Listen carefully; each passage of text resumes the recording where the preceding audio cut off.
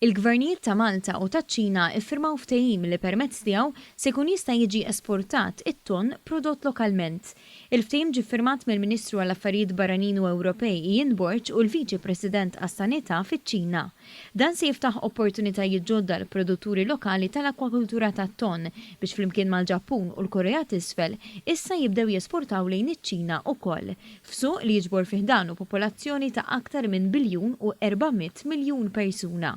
Dan il-ftehim ġie ffirmat wara aktar minn sentejn ta' xogħol biex il-prodott Malti seta' jiġi aċċettat għall-importazzjoni fiċ-Ċina u għall-ewwel wieħed tax-xorta tiegħu għal Malta.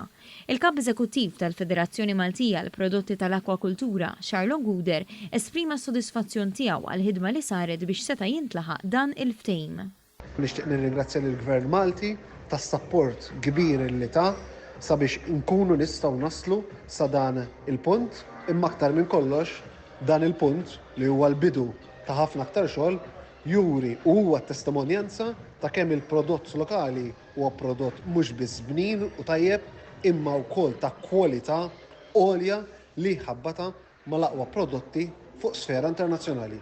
Skont ċifri uffiċjali f'sena waħda fl-2021, Malta biet aktar minn 16,000 tunellata ta' ħut b'valur ta' 210 miljun euro, li 95% tiegħu ġie esportat lejn il-Ġappun.